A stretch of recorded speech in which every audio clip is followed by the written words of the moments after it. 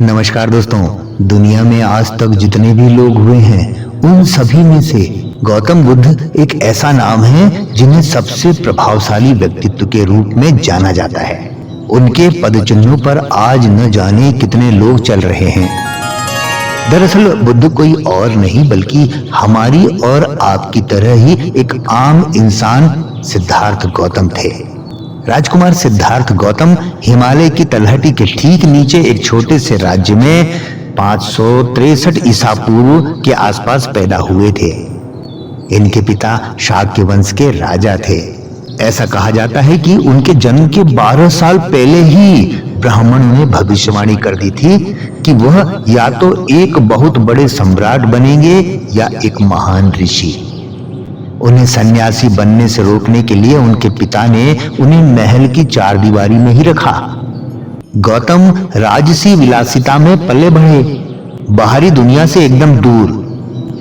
ब्राह्मणों ने उनको ज्ञान दिया और महल के अंदर ही उन्हें तीरंदाजी, तलवारबाजी, कुश्ती, तैराकी और दौड़ में प्रशिक्षित किया गया। जब वे बड़े हुए तो उनका विवाह हुआ और वे एक पुत्र के पिता भी बने। लेकिन सब कुछ होते हुए भी सिद्धार्थ गौतम के लिए ये काफी नहीं था।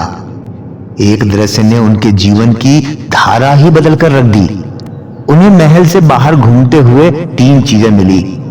यहाँ जो उन्हें अनुभव प्राप्त हुआ उसके लिए वो अनायास तैयार नहीं थे। जब उनके सारथी ने उन्हें बताया कि सभी प्राणी बीमारी, बूढ़े और मृत्यु के अधीन हैं तो वे बेचैन हो गए। जैसे ही वह महल में लौटे उन्होंने एक भटकते हुए सन्यासी को शांति से सड़क पर चलते हुए देखा जो बाग पहने हुए था।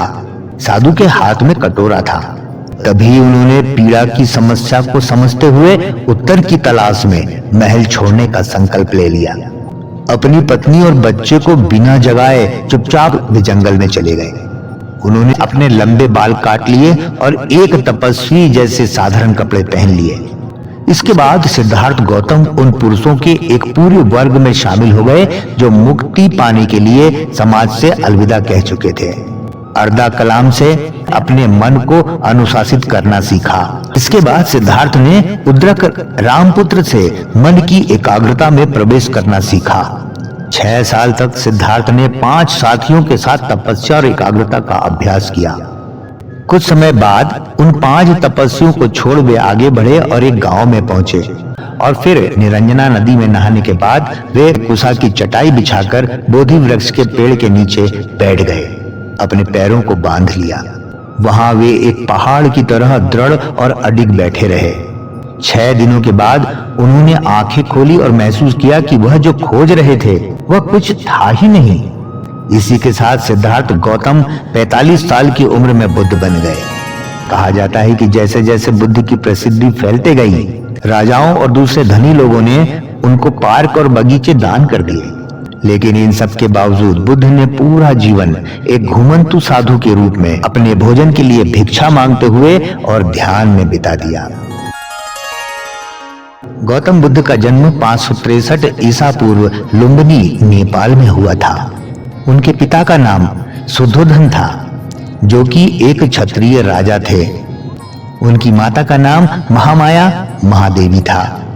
गौतम के जन्म के 7 दिन बाद ही उनकी माता की मृत्यु हो गई। उसके बाद में उनका पालन पोषण उनकी ही मौसी शुद्धोधन की दूसरी पत्नी महाप्रजापति गौतमी ने किया। गौतम बुद्ध का वास्तविक नाम सिद्धार्थ था, लेकिन बौद्ध साहित्य में उन्हें अन्य कई नामों से जाना जाता है। शाक्य मुनि, गौतम, शाक्य सिंह ऐसे बहुत विख्यात नाम रहे हैं। इनकी माता महामाया कोलियन वंश की राजकुमारी थी।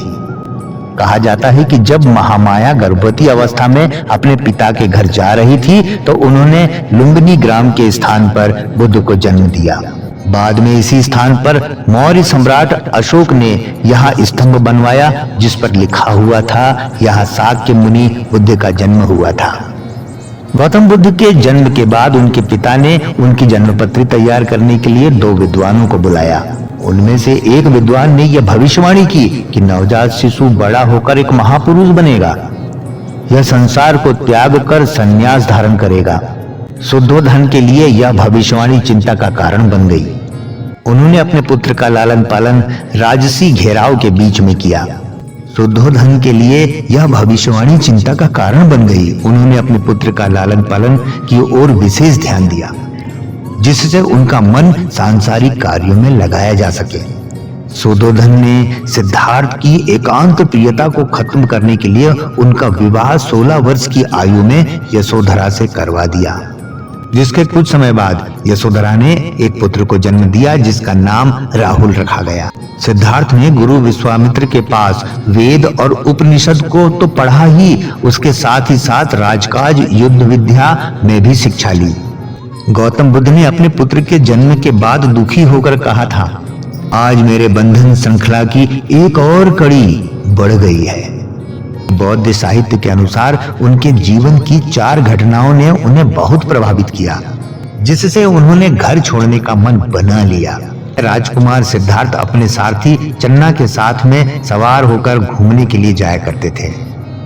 सैर करते समय उन्होंने भिन्न-भिन्न अवसरों पर एक वृद्ध पुरुष, एक रोगी, एक मृतक और एक सन्यासी को देखा। इन दृश्यों को देखकर सिद्धार्थ को तब पक्का विश्वास हो गया कि यह संसार दुखों का घर है और यह शरीर तथा सांसारिक सुख दुख सभी एक क्षण के ही हैं। इन सब के कारण सिद्धांत का मन अशांत रहने लगा। सत्य ज्ञान की प्राप्ति के लिए उन्होंने संन्यास ग्रहण करने का निश्चय कर लिया। वैराग्य की भावना सिद्धार्थ के मन में धीरे-धीरे प्रबल होती चली जा रही थी। उन्होंने एक रात अपने घर-बार, माता-पिता, पत्नी और पुत्र और राजसी ठाट-बाट को छोड़कर चुपके से जंगल में निकलने का मन बना लिया। उनका गृह त्याग निश्चय ही एक महात्याग था। गृह त्याग करते समय सिद्धार्थ की आयु मात्र 29 साल थी। गृह त्याग करने के तुरंत पश्चात ही राजकुमार सिद्धार्थ ने अपने बहुमूल्य वस्त्र उतार दिए और अपने कोमल केसों को भी कटवा लिया। वे भगवे रंग के वस्त्र पहनकर सन्यासी बन गए। सत्य और ज्ञान की प्राप्ति के लिए सिद्धार्थ अनेक साधुओं से मिले। उन्होंने सर्वप्रथम उत्तर भारत के 2 विद्वानों आलार कालम और उद्दरक रामपुत से ज्ञान प्राप्त करने का प्रयत्न किया, लेकिन उनके मन को शांति नहीं मिली। इसके बाद गया के निकट निरंजन नदी के किनारे उरुबेल नामक वन में उन्होंने अपने 5 साथियों के साथ घोर तपस्या की। उनका शरीर सूखकर कांटा बन गया, लेकिन फिर भी उनके मन को शांति नहीं मिली। इसके पश्चात उन्होंने तपस्या का मार्ग छोड़ने का संकल्प किया और सुजाता नाम की एक स्त्री के हाथ से दूध पीकर अपनी भूख शांत की। इस घटना से उनके 5 साथी नाराज हो गए और वे बुद्ध को छोड़कर चले गए। 5 ब्राह्मणों के सारनाथ चले जाने के बाद सिद्धार्थ ने तपस्या का त्याग कर मनन चिंतन शुरू कर दिया और वे बोध गया नामक स्थान पर एक पीपल के वृक्ष के नीचे बैठकर वे चिंतन करने लगे। गौतम बुद्ध लगातार 7 दिन तक चिंतन में लगे रहे। 8वें दिन बैसाख मास की पूर्णिमा को उन्हें ज्ञान की प्राप्ति हुई। उन्होंने यह जान लिया कि मनुष्य की अपनी वासना ही उसके दुख का मूल कारण है और इन वासनाओं का दमन करने से ही उसे मन की शांति मिल सकती है। सिद्धार्थ को यह ज्ञान 35 वर्ष की आयु में प्राप्त हुआ और वे उसी दिन से बुद्ध बन गए। बोध गया में जिस वृक्ष के नीचे गौतम बुद्ध ने ज्ञान प्राप्त किया उसे बौद्ध वृक्ष के नाम से जाना जाता है। ज्ञान प्राप्ति के बाद महात्मा बुद्ध ने अपने धर्म का प्रचार करने का निश्चय किया। उन्होंने अपना पहला उपदेश सारनाथ के उन 5 ब्राह्मणों को दिया जो पथभ्रष्ट समझकर उनका साथ छोड़कर चले गए थे। बुद्ध के उपदेश से प्रभावित होकर इन 5 ब्राह्मणों ने बौद्ध धर्म ग्रहण कर लिया। इस घटना को इतिहास में धर्म चक्र परिवर्तन कहा जाता है। शीघ्र ही महात्मा बुद्ध की कृति चारों ओर फैलने लगी। महात्मा बुद्ध 45 वर्ष तक देश के कई भागों में धर्म प्रचार में लगे रहे। कुछ ही समय बाद बुद्ध के शिष्यों की संख्या हजारों में पहुंच गई। यहाँ तक कि कौशल के राजा प्रसन्नजीत, मगध के राजा बिंबिसार और अजातशत्रु, वैशाली की प्रसिद्ध गणिका आम्रपाली, स्वयं खुद के पिता शुद्धोधन और पुत्र राहुल ने भी उनके धर्म को ग्रहण किया। अपने प्रिय शिष्य आनंद के विशेष आग्रह करने पर उन्होंने स्त्रियों को भी बौद्ध धर्म की दीक्षा देना स्वीकार कर लिया। महात्मा बुद्ध की शिक्षाएं सादी और व्यावहारिक जीवन से संबंध रखने वाली थी। उन्होंने आत्मा और परमात्मा के बारे में गूढ़ और पेचीदा बातों का प्रचार नहीं किया। बौद्ध धर्म की आधारशिला उनके 4 आर्य सत्य हैं, और वे 4 आर्य सत्य हैं दुख, दुख समुदाय, दुख निरोध का मार्ग। महात्मा बुद्ध के अनुसार संसार दुखों का घर है। दुख का कारण सांसारिक विषयों की कभी न बुझने वाली प्यास है। इस प्यार के वशीभूत होकर मनुष्य अनेक प्रकार के स्वार्थपूर्ण कार्य करता है। इन कार्यों के फलस्वरूप उसे दुख की प्राप्ति होती है। अपनी इच्छाओं के कारण ही मनुष्य सांसारिक बंधनों से मुक्त नहीं हो पाता और बार-बार इस संसार में आकर कष्ट भोगता रहता है। महात्मा बुद्ध के अनुसार यदि मनुष्य दुख के कारण को ही समाप्त कर दे तो उसे दुखों से मुक्ति प्राप्त हो सकती है। इच्छाओं और वासनाओं का दमन करके मनुष्य दुखों से छुटकारा पा सकता है। त्याग भी दुख निरोध है। तृष्णा और अविद्या दुखों के कारणों को दूर करने के लिए बुद्ध ने जो मार्ग अपनाया वह दुख निरोध मार्ग कहलाता है। इसे अष्टांगी मार्ग भी कहा जाता है। महात्मा बुद्ध ने अपने अनुयायियों को 8 सिद्धांत अपनाने का उपदेश दिया, जिन्हें बौद्ध दर्शन में अष्ट मार्ग कहा जाता है। ये सिद्धांत वास्तव में उनकी शिक्षाओं का सार है। इन पर चलने से मनुष्य का जीवन पवित्र हो जाता है और उनकी इच्छाओं का दमन हो जाता है।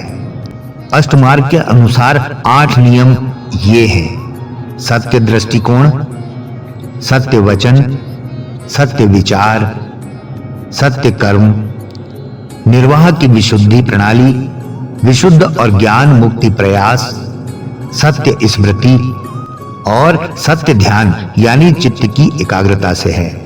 उनके निषेधात्मक सिद्धांत रहे हैं: ईश्वर पूजा में अविश्वास, वेदों में अविश्वास, संस्कृत भाषा में अविश्वास, जाति प्रथा में अविश्वास, तपस्या में अविश्वास, बाह्य आडंबरों का विरोध। बुद्ध की मृत्यु लगभग 80 साल की आयु में हुई जब वे पावानगर में गए थे। यहां उन्होंने एक लोहार के घर पर भोजन किया जिससे उन्हें पेचिश हो गई। गोरखपुर में कुशीनगर के स्थान पर पहुंचने पर उनका स्वास्थ्य और बिगड़ गया और उन्होंने अपनी देह त्याग दी। लेकिन कई भारतीय विद्वानों के सूत्रों के अनुसार उनकी मृत्यु 483 ईसा पूर्व में वैशाख मास की पूर्णिमा को मानी जाती है और कई विद्वान बुद्ध की मृत्यु को ऐतिहासिक उदाहरणों सहित 487 ईसा पूर्व में स्वीकार करते हैं। बुद्ध के शरीर त्यागने की इस घटना को बौद्ध लोग महापरिनिर्वाण कहा जाता है। दोस्तों, बुद्ध का अंतिम उपदेश था जिसका आशय यह है कि स्वयं को निर्लिप्त बनाकर आत्मा की पूर्ण ईमानदारी से कर्म करें तो आनंद की प्राप्ति के साथ परम तत्व की सहज ही उपलब्धि हो जाती है। आपको हमारा वचन कैसा लगा दोस्तों बताइएगा अपने कमेंट्स के द्वारा। नए यूजर हमारे चैनल को सब्सक्राइब जरूर कीजिएगा दोस्तों। हम जल्द ही मिलते हैं एक नए आयाम के साथ। तब तक के लिए आज्ञा। नमस्कार। जय हिंद, जय भारत दोस्तों।